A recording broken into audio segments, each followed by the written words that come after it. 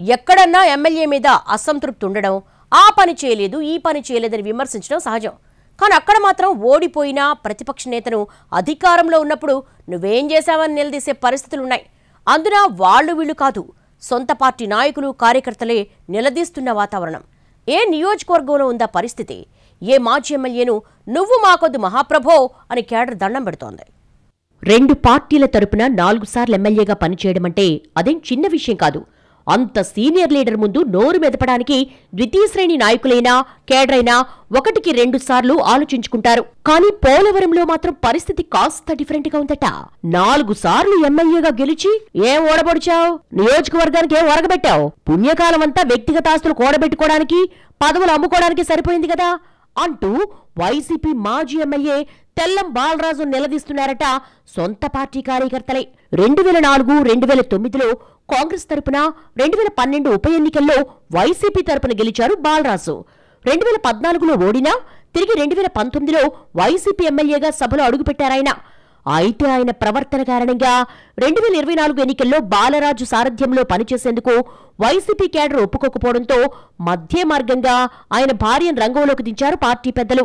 మార్చేశామని పైకి కవరింగ్ ఇచ్చినా కేడర్ మాత్రం పూర్తి స్థాయిలో పనిచేసేందుకు ఆసక్తి చూపకపోవడంతో గత ఎన్నికల్లో స్వల్ప తేడాతో పోలవరం సీటు పోగొట్టుకుంది వైసీపీ. ఎమ్మెల్యే సీట్లో ఉంటే దండుకోవడం, ఓడిపోతే అడ్రస్ లేకుండా పోవడం తెల్లం బాలరాజుకు వెన్నతో పెట్టిన విద్యని కేడర్ అసహనంతో ఉన్న క్రమంలోనే తిరిగి ఆయన నియోజకవర్గ ఇన్ఛార్జిగా నియమించడం అగ్గికి ఆజ్యం పోసినట్లయింది.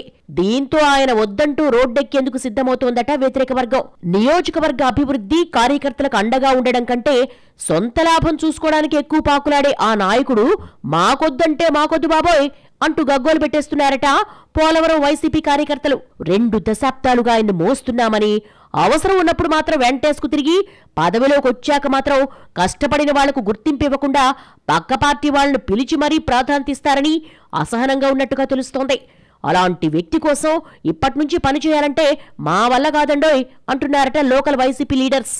ఎన్నికలు ముగిసి ఏడాదిన్నరైనా నియోజకవర్గంలో నేతలను పట్టించుకొని బాలరాజుకే మళ్లీ ఇన్ఛార్జి బాధ్యతలు ఎలా అప్పగిస్తారంటూ మండిపడుతున్నారట.